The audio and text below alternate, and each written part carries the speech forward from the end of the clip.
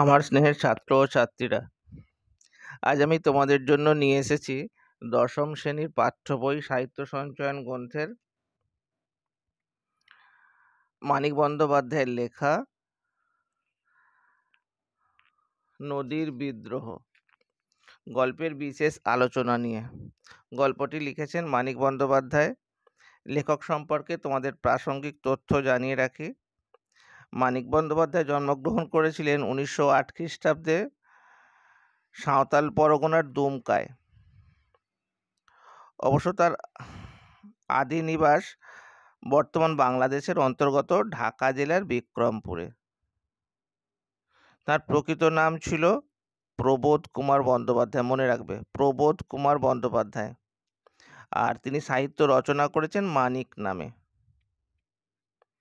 কলকাতার Presidency college থেকে অঙ্কে, অর্থাৎ বুঝতে পারছো বিজ্ঞান নিয়ে পড়াশোনা করার সময় তিনি তার প্রথম গল্প লেখেন। গল্পের নাম অতসী মামি। গল্পটি বিচিত্রা পত্রিকায় প্রকাশিত হয়। আর যখন তার 21 বছর বয়স, তিনি তার প্রথম কাব্য দিবারাত্রির কাব্য, প্রথম উপন্যাস নাম দিবারাত্রির কাব্য রচনা করেন। অবশ্য তার প্রথম প্রকাশিত উপন্যাস ছিল জননী।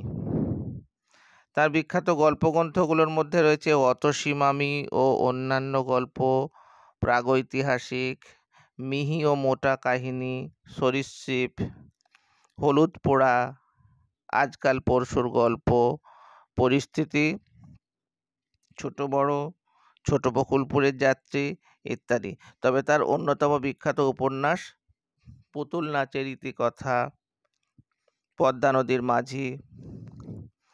আর এছাড়াও আরও অনেক উপন্যাস তিনি রচনা করেছেন। লেখকের কথা তাঁর লেখা প্রবন্ধের একটা অন্যতম উল্লেখযোগ্য সংকলন। লেখকের কথা তোমাদের বলে রাখি, চ্যানেলে নতুন হয়ে থাকলে অবশ্যই তোমরা চ্যানেলটিকে সাবস্ক্রাইব করে নিও। প্রথম থেকে শেষ পর্যন্ত পাঠ মনোযোগ সহকারে শোনো। কোথায় কোথায় 1 নম্বর এবং 5 নম্বর প্রশ্ন আসবে সব তোমাদের আমি বুঝিয়ে দেব। গুরুত্বপূর্ণ লাইনগুলো তোমরা দাগ দিয়ে রাখবে, যা তোমাদের পরীক্ষায় অনেক সহযোগী ভূমিকা নেবে। 4:45-এর প্যাসেঞ্জার ট্রেনটিকে রওনা করাইয়া নদের চাঁদ। নদের চাঁদ গল্পের প্রধান চরিত্র। নদের চাঁদ নূতন সহকারীকে ডাকিয়া বলিল, আমি চললাম হে। দেখো আমি দাগ দিয়ে রেখেছি, এটা 1 নম্বর প্রশ্নের জন্য। কে কাকে বলেছিল এরকম প্রশ্ন আসতে পারে। নদের চাঁদ তার নতুন সহকারীকে ডেকে বলেছিলেন, কি বলেছিলেন? যে আমি চললাম। কোথায় চললেন? তিনি নদী দেখতে চললেন। নদীর প্রতি তার আকর্ষণ চোখে পড়ার মতো। 5 দিন সে নদীকে দেখেনি, তাই নদীকে দেখার জন্য বাসনা সে ছটপট করছে। তো নতুন সহকারী একবার মেঘাচ্ছন্ন আকাশের দিকে চেয়ে বলল, আগে হ্যাঁ, অর্থাৎ আপনি যেতে পারেন। নদের চাঁদ বলিল, আর বৃষ্টি হবে না, কি বলো? এইভাবে যখন কেউ প্রশ্ন করে তখন কি আর বলা যায়? তখন তিনি বলবেন না। তাই নতুন সহকারী একবার জলে জলময় পৃথিবীর দিকে চাহিয়া বলিল, আজ্ঞে না, অর্থাৎ বৃষ্টি হবে না। কারণ সেই উত্তরটাই তিনি প্রত্যাশা করেন সঙ্গীত থেকে। দেখো এখানে একটা ছবি আছে, নদের চাঁদ নদীর ধারক স্তম্ভে বসে আছে আর নদীর জল ফুলে উঠছে। সেই ছবি দেখো প্রথম পাতায় আছে, দেখে নেবে। পাতা উল্টাই।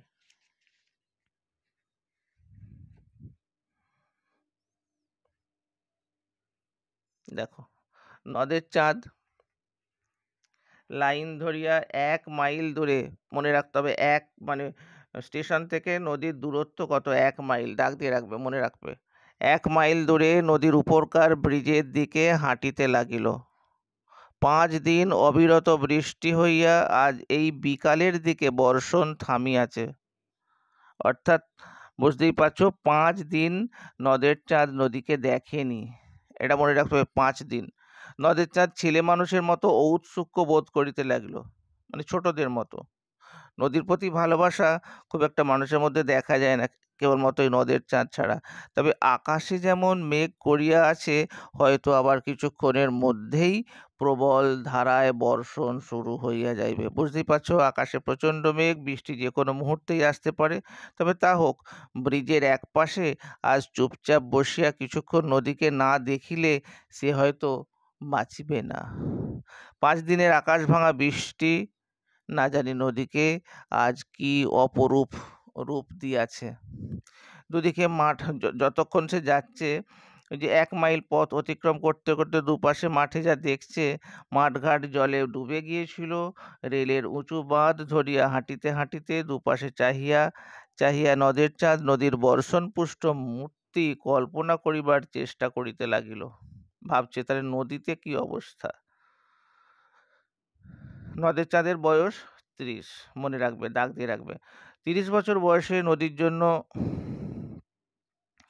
নদের চাঁদের এত বেশি মায়া একটু অস্বাভাবিক।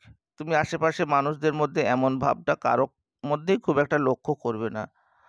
নদীর প্রতি ভালোবাসা, যাই হোক, কেবল বয়সের জন্য নয়, ছোট হোক বা তুচ্ছ হোক, সে তো একটা স্টেশনের স্টেশন মাস্টার, অর্থাৎ তাকে অনেক বড় গুরুত্বপূর্ণ দায়িত্ব সামলাতে হয়। তবুও তিনি কী জন্য বা কীভাবে নদীর প্রতি মায়ায় জড়িয়ে পড়লেন সেটা বোঝাটাই মুশকিল।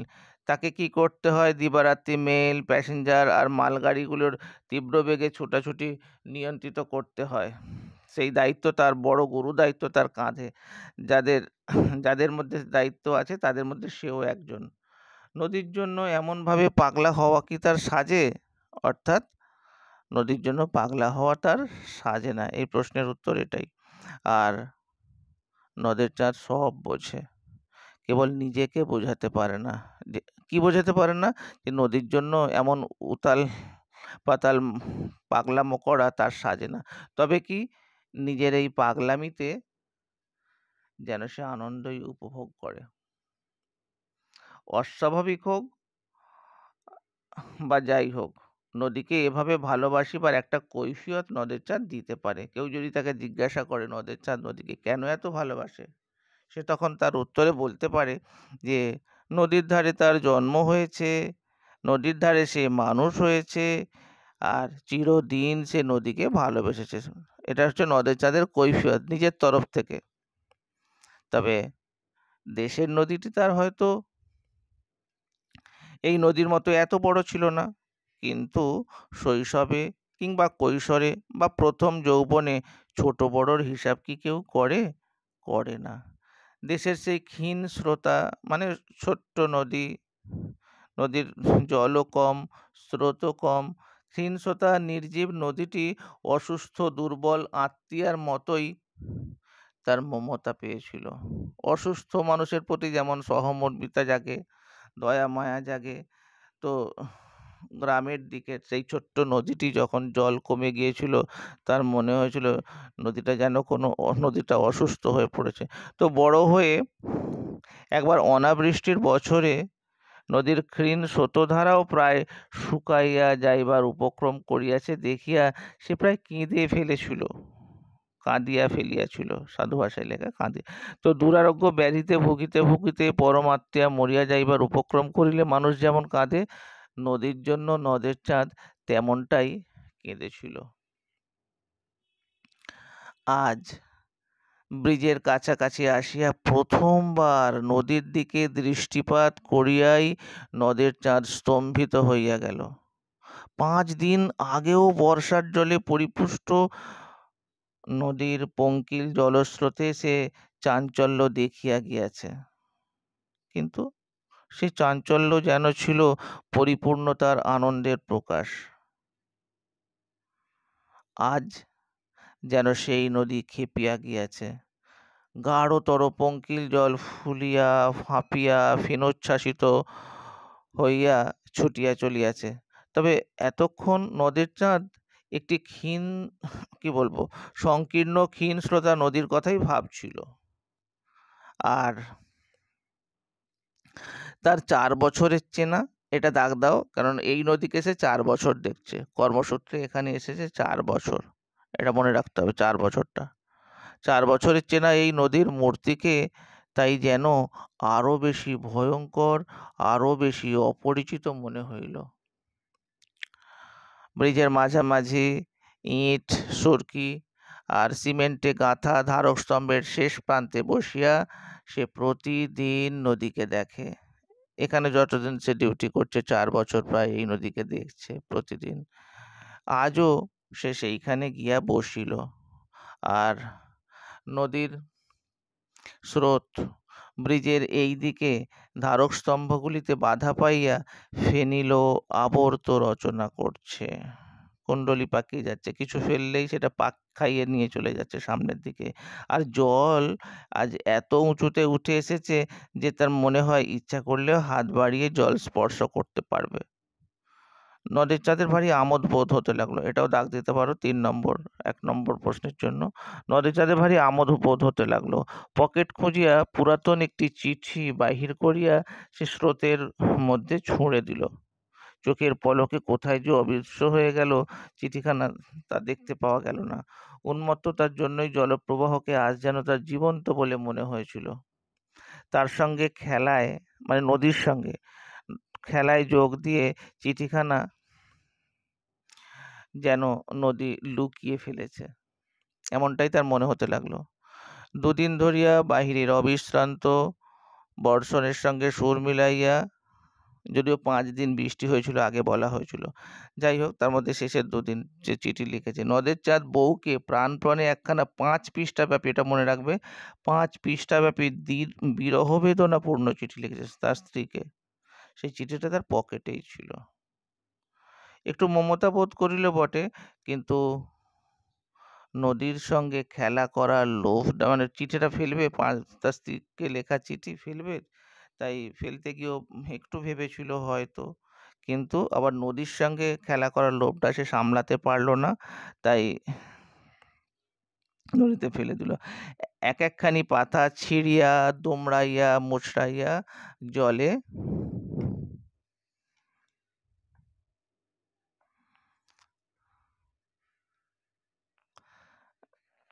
দেখো জলে ফেলিয়া দিতে লাগিল। তারপর নামিল বৃষ্টি, তবে সে কি মুষলধারে বৃষ্টি। তবে ঘন্টা তিনেক বিশ্রাম করিয়া, এটা মনে রাখতে হবে, ঘন্টা তিনেকটা মনে রাখবে, ঘন্টা তিনেক বিশ্রাম করিয়া মেঘের যেন নতুন শক্তি সঞ্চিত হইয়াছে, আর নদের চাঁদ বসিয়া বসিয়া ভিজিতে লাগিল, উঠিলই না। নদী হইতে একটা অশ্রুতপূর্ব শব্দ, মানে জলের ওপর বৃষ্টি পড়ার শব্দ, অশ্রুতপূর্ব, এমন শব্দ সে আগে কখনো শোনেনি। আর তার সঙ্গে বৃষ্টির ঝমঝম শব্দ মিশে হঠাৎ যেন একটা সঙ্গত সৃষ্টি করেছে। তবে নদের চাঁদের মন হইতে ছেলে মানুষই আমোদ কেমন যেন মিলিয়ে গেল। তার মনে হতে লাগলো একটা ভীষণ মধুর শব্দ শুনিতে শুনিতে সর্বাঙ্গ কেমন যেন তার অবশ হয়ে আসছে, অবসন্ন হয়ে আসছে, কেমন যেন সে অন্যরকম অনুভূতি হচ্ছে, যা তার পক্ষে অবর্ণনীয়। ক্রমে ক্রমে দিনের স্তিমিত আলো মিলাইয়া চারিদিকে অন্ধকারে ছাইয়া গেল, আর বৃষ্টি একবার কিছুক্ষণের জন্য একটু থামিয়া বা কমিয়া প্রবল বেগে বর্ষণ আরম্ভ হইল। ব্রিজের ওপর দিয়ে একটা ট্রেন চলিয়া যাওয়ার শব্দে আকস্মিক আঘাতে ঘুম ভাঙিয়া যাওয়ার মতো একটা বেদনাদায়ক চেতনা কিছুক্ষণের জন্য নদের চাঁদকে দিশেহারা করে রাখল। আর তারপর সে অতি কষ্টে উঠে দাঁড়ালো। তবে বড় ভয় করতে লাগলো নদের চাঁদের। হঠাৎ তার মনে হয়েছে রোষে ক্ষোভে উন্মত্ত এই নদীর আর্তনাদী জলরাশির কয়েক হাত উঁচুতে এমন নিশ্চিন্ত মনে এতক্ষণ বসিয়া থাকা তার উচিত হয়নি। হোক সে ইট, সুরকি, সিমেন্ট, পাথর, লোহা লক্করে গড়া ব্রিজ, যে নদী এমনভাবে খেপিয়া যাইতে পারে তাহাকে বিশ্বাস নাই। তবে অতি অন্ধকারে অতি সাবধানে লাইন ধরিয়া হাঁটিতে হাঁটিতে নদের চাঁদ স্টেশনের দিকে ফিরিয়া চলিতে লাগিল। আর নদীর এই লাইনটা প্রশ্ন আসবে, নদীর বিদ্রোহের কারণ সে আজ বুঝিতে পারিয়াছে। 5 নম্বরে 3 নম্বরে অবশ্যই এই প্রশ্নটা সব থেকে গুরুত্বপূর্ণ লাইন, নদীর বিদ্রোহের কারণ সে বুঝিতে পারিয়াছে। ব্রিজটা ভাঙিয়া ভাসাইয়া লইয়া দুপাশে মানুষের হাতে গড়া বাঁধ চুরমার করিয়া সে স্বাভাবিক গতিতে বহিয়া যাইবার পথ করিয়া লইতে চায়, কিন্তু পারিবে কি? অর্থাৎ পারবে না। মানুষ আবার নতুন করে বাঁধ গড়ে তুলবে, ব্রিজ গড়ে তুলবে। পারিলেও মানুষ কি তাকে রেহাই দেবে? না, রেহাই দেবে না। কেননা ওই যে বললাম, আবার আজ যে ব্রিজ আর বাঁধ ভাঙিয়া ফেলিবে, কাল আবার মানুষটা সেই ব্রিজ বা বাঁধ গড়ে তুলবে। তারপর এই গভীর প্রশস্ত জলপূর্ণ নদীর তার দেশের সেই ক্ষীণ স্রোতা নদীতে পরিণত হইতে না জানি মোটে আর কতদিন লাগিবে, আমরা কেউই জানি না। তবে স্টেশনের কাছে রং করা এই ব্রিজটির জন্য এতকাল নদের চাঁদ গর্ব অনুভব করেছে। আজ তার মনে হলো, কি প্রয়োজন ছিল এই ব্রিজের? ব্রিজটা যদি না থাকতো, নদী তো সহজ স্বাভাবিক গতিতে সামনের দিকে বয়ে চলে যেতে পারত। বোধহয় এই প্রশ্নের জবাব দেবার জন্যই পিছন থেকে এটা দাগ দাও, 7 নম্বর ডাউন প্যাসেঞ্জার ট্রেন। 7 নম্বর ডাউন প্যাসেঞ্জার ট্রেন, এটা ছোট প্রশ্ন, 1 নম্বর প্রশ্ন, এমসিকিউ, এসিকিউ সব লাগবে। 7 নম্বর ডাউন প্যাসেঞ্জার ট্রেনটি নদের চাঁদকে পিষিয়া দিয়া চলিয়া গেল ছোট স্টেশনটির দিকে, যে স্টেশনে নদের চাঁদ চাকরি করেন। নদের চাঁদ 4 বছর যেখানে স্টেশন মাস্টারি করিয়াছে, মানে বুঝতে পারছো তো, মারা গেল, ওই জন্য করিয়াছে অতীতকাল, এবং বন্দি নদীকে ভালোবাসিয়াছে। গল্প এখানেই শেষ।